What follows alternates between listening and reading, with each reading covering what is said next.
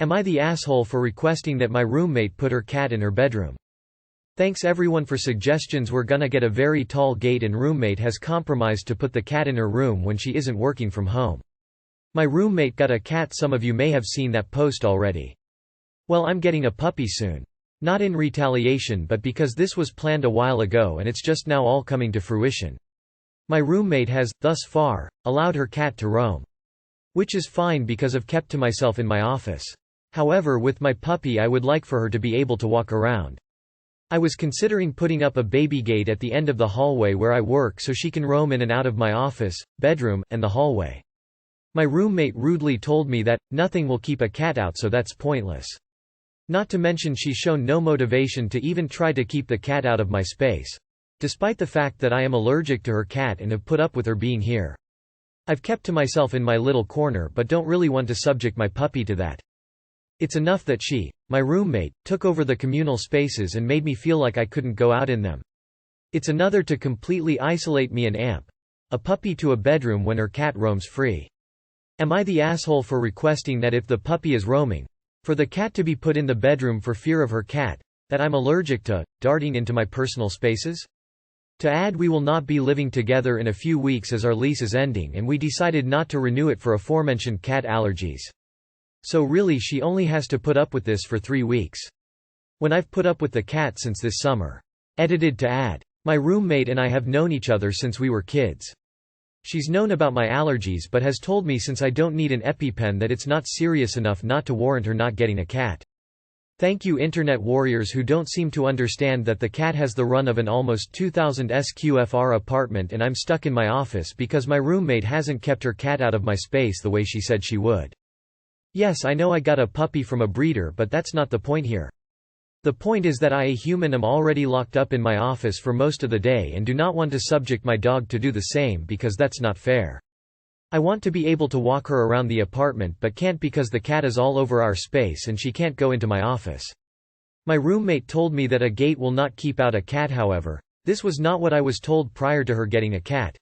I've never owned a cat so I thought she could teach her to stay out of places the way you can teach a dog. Our apartment is like a W and I wanted to block off my long end of the W with a baby gate. It seems that the gate will not keep the cat from my space. Only keep the dog near me, which is fine, but I wanted to be able to leave my office door open and have the dog walk in her own 50 square feet cul-de-sac between the bathroom and my office. My asshole question comes from now that this is the norm between my friend and I. Is it rude to ask for this time each day and will she hate me for getting a dog because of it? You are the asshole. We will not be living together in a few weeks as our lease is ending and we decided not to renew it for aforementioned cat allergies. Wait, what? Wait until you've moved to get a dog. Why are you trying to intentionally create chaos? You are the asshole so you want her cat to be stuck in the room so your puppy can roam? Why can't the cat and dog both roam the living room at the same time? You are the asshole. Why would permit her to get a cat if you're allergic? Cats and dogs can cohabitate just fine without issues. They'll probably be best buddies. You are the asshole. Do not get a dog while you are living with her and the cat. The cat is already there. You said yes to it. Trying to add a dog would be stupid.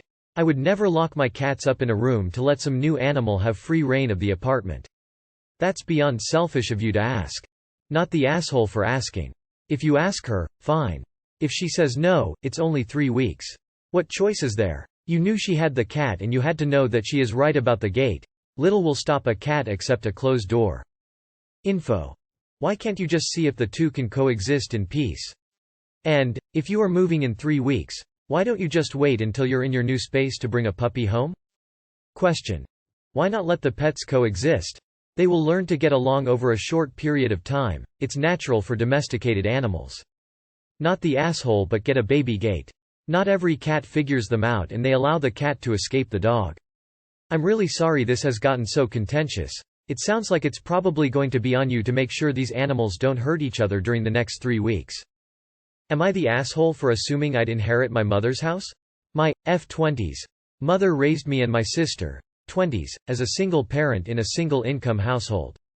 We've rented our whole lives and grew up low middle class.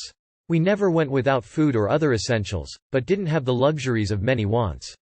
I started investing when I was 17 through my mother, and have been somewhat successful through it. I have accumulated enough money to afford a down payment on a house in our neighborhood, city. I have decided to pursue a second degree at college to further my career, job opportunities, and currently have a part-time job, which is not enough to support a mortgage. I currently rent with a roommate.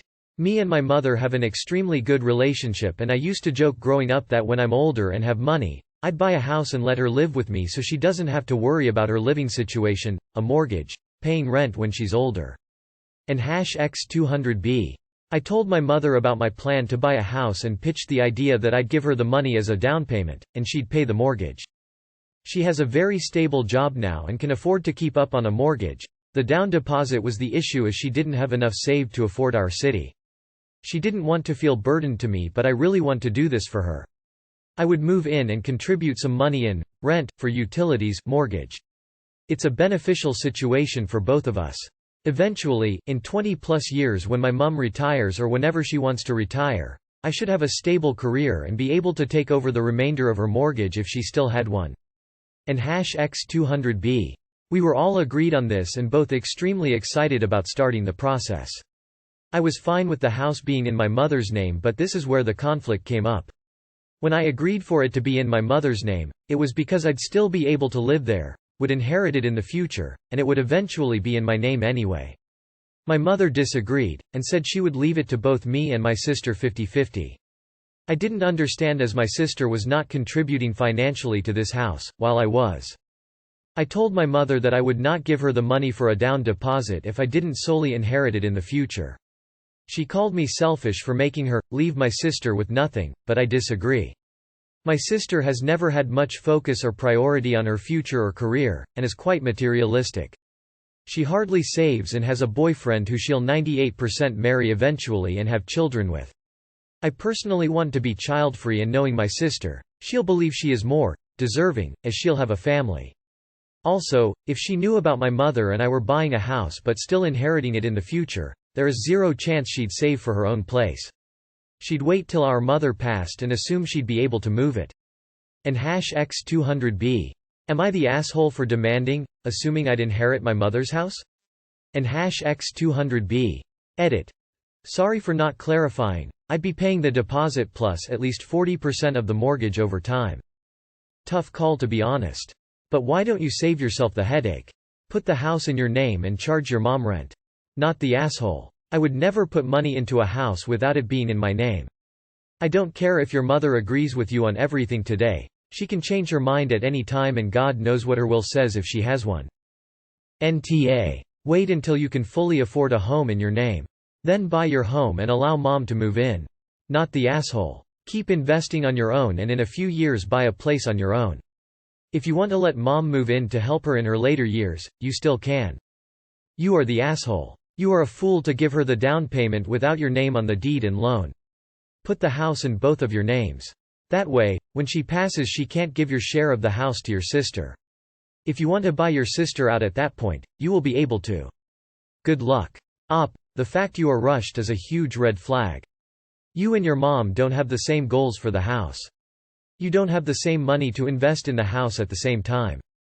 You need different things from the house. In order to protect yourself from having your investment given to your sister, you're going to have to do some highly complex math to ascertain how much your investment versus your mom's plus appreciation or minus depreciation factors into what your sister inherits. Do you really want your financial future to be this precarious? Take the time to breathe, sleep on it many times, sit down and look for all the things that could go wrong and how that's going to affect your sister and your mom and you for the rest of your lives. This situation calls for a competent lawyer to advise you. Finances and family can and often do cause conflict. Not the asshole for your assumption, but know that this situation can cause a great relationship to sour fast. Not the asshole, put the down payment down and house in your name. Have your mom be your roommate in this situation. So when she passes then you get the house. Am I the asshole for insisting my in-laws pay their portion of a vacation rental? My 24 female, fiancé, 27 male, and I have been together over 3 years. We both work so much that it's very rare we get away and go on a trip somewhere, so we have started planning a trip for next year. He suggested we go to Florida and stay close to where his parents, 60s, live, they're retired and moved there a while ago. My sister, 18 female, and mother will be joining us, so I agreed because I think it will be nice for both families to see each other again. His parents aren't my favorite, but I deal with them. His dad has asked us about our sex life to make sure I'm pleasing fiancé before. We've been out to dinner and he's pointed out girls and encouraged my fiancé to check out their perfect asses in tiny skirts. As he put it, fiancé shut this down. Every time I see him he hassles me about when I'm going to school so that I can provide a better life for my fiancé, and I never pushes my fiancé to do more than his factory job. He's so over the top, demanding that he holds nothing back and has no manners. The first time he met my family he spit his food out, that my sister cooked, and said it was way too spicy and was actually offended she made it spicy because he doesn't like spice, it hurts his stomach, he has inflammation problems, but won't stop smoking. Despite that, they're his parents and he should see them when he can. I have no issue going to Florida, but I prefer to not have his parents stay with us more than one night, so we agreed they stay our last night there. If they didn't have their own home close by, I wouldn't mind a full stay. It just isn't a vacation for me to spend a whole trip with them, also have to treat and provide mostly everything. Now that we have a loose plan, we're figuring out booking a house. It's cheaper to get a house with 2 bedrooms, one for him and I, one for my mom and sister, so I suggest this, and then maybe his parents can sleep on a pull-out couch in the living room. He said his parents need their own room because mom has a bad back. I had forgotten this, which is fair, however he doesn't want them to pay for it since it's one night. I told him it doesn't matter if they're only using the bed one night, the cost of the rental should be split amongst all of us for the last night, not just my family and my fiancé and I. He is still insisting we get the additional bedroom and his parents not pay because they don't have much money. My mom is newly divorced and is new to being back in the workforce. She makes okay money but is financially adjusting, yet he still has no issue letting her pay for things. When it comes to his parents he insists we pay, they don't contribute. My mom does a lot more for us than his parents do, yet his parents are the ones that we have to constantly roll out the red carpet for when they're around. I told him if splitting last night is an issue I can book a 2BR with a pull-out bed and call it a day. He's saying that I'm selfish and that I should care more about his parents' comfort. So, am I the asshole here? Not the asshole, he sounds like a hypocrite. Not the asshole. I discuss how you want to treat all of your family moving forward and what boundaries, financial or otherwise, you need to have with family members. What's good for the goose is good for the gander in my opinion, but the farmer, you guys, might need to give more assistance to one party over the other depending on the circumstance. That said, you guys need to both agree together. To be honest, this post makes me wonder if you guys are ready for marriage. Not the asshole. The fact that he wants you to pay for an extra room for the entire trip just so his mom isn't uncomfortable for the one night is a little extreme. If he wants to spend the last night with his parents, perhaps he should stay at their house, problem solved. It doesn't cost anybody any extra money and his parents will be perfectly comfortable in their own bed. Please don't marry this man. Not the asshole. And get a new fiancé. He's telling you right now that he's going to choose his parents over you, and does not get a prize for not checking out other women in front of you. If you must keep him, give up the romanticized family and go and see with his parents. This is all the flags. Real family is important, far too important to accept toxic people who simply share DNA. Not the asshole. How have you not kicked his dad in the fanny yet? They are grown adults, and if they expect you and your family to rent a bigger place for them to stay for one night, then they should be paying their share. Not the asshole. Is Florida set in stone as the destination? I would be tempted to find somewhere different and let your boyfriend figure out on his own when he sees his folks. His father sounds awful sad face. I'm not so sure I would waste a vacation catering to him. Not the asshole. Dude, they're grown adults, they can pay for their fair share. Am I the asshole for helping my daughter get diagnosed with autism? I, 44 female, have 2 daughters, Alex, 17 female, and Emily, 14 female. When she was 4, Emily was diagnosed with level 3 autism.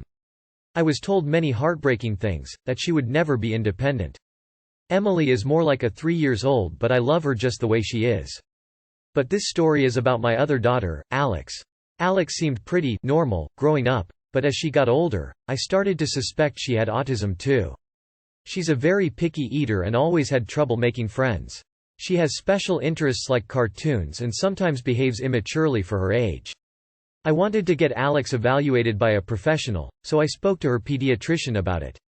But Alex got angry with me. She refused to even entertain the idea that she wasn't normal, and even the doctor agreed that at 16 she was mature enough to make her own medical decisions. I don't agree with this at all, as Alex is very immature and she's still a minor. But apparently, she is mature enough to make all her medical decisions at age 16, when she can't even obtain her own driver's license due to sheer laziness. Over the next few months, Alex and I fought a lot.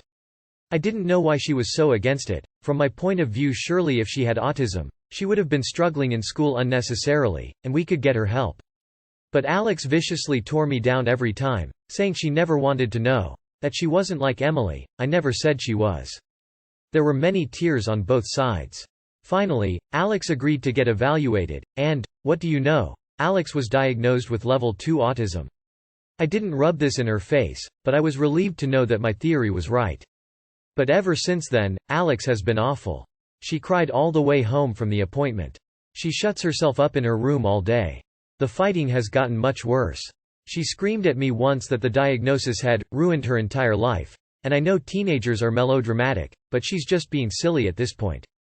She accused me of horrible things that simply aren't true. I reached out to the agency that provides Emily her support worker because, since Alex acts like she is depressed, she needs someone to take her out of the house and she won't go with me or her dad. Once again Alex screamed at me, saying, she doesn't need a babysitter like Emily. I'm very disappointed in her attitude. If she's calling herself a retard, what does she think of her poor sister? This has been very upsetting to me as I only tried to do the right thing. I want what is best for my daughters, always. Alex is being very stubborn, she always has been, but her behavior right now is disgusting.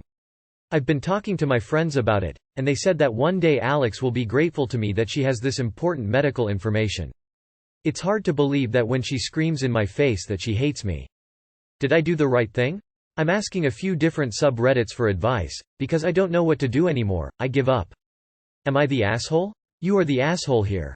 Not only should you have backed off and allowed Alex to address this in their own time, but you seem to care more about being right. You don't seem to care at all about Alex's mental health or wants and needs, and your actions have directly caused more hurt, self-hatred and damage than they have had any benefit. You have spent months attacking their sense of self and of what they can achieve with your need for a label you can use to get funding. You had no right to force Alex to seek medical help for such an issue. And so you bullied and browbeat them into it and now wonder why they hate everything as you stand over them saying, I told you so, you are not normal and you are not capable and see, I have the paperwork to prove it. Look, I've gotta say, if almost every comment here is saying that you are in the wrong, don't you think that you might actually be wrong? Most people here are not trolls and are genuine people who want to give useful advice. If 90% of people say you are doing something wrong, then by society's view you are doing something wrong. I think you are the asshole because her symptoms were being a picky eater, being immature and watching cartoons at 16. Those are not signs of autism. You are the asshole for how you are forcing this onto her and how you are acting in comments, but most of all for saying she acted normal. The fact that you are a parent of a child with autism and still consider people without autism normal is very telling of your stance on mental health.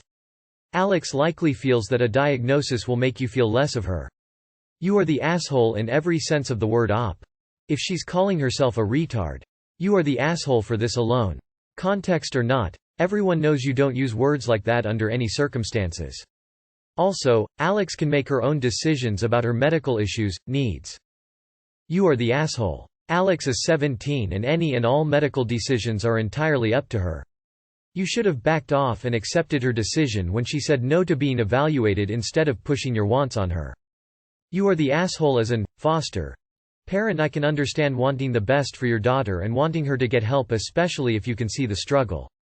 But it wasn't your place, she wasn't ready and you overstepped her boundaries. Sometimes our tactics aren't tactful and we end up hurting the ones we love the most. I would suggest apologizing and listening to your daughter. Don't listen to argue but listen to understand. You hurt her, overstepped her boundaries, and you gave her the message that her opinion doesn't matter, that she doesn't matter. So talk to her when she's ready and apologize. If she did not want to be tested, you should have respected her wishes.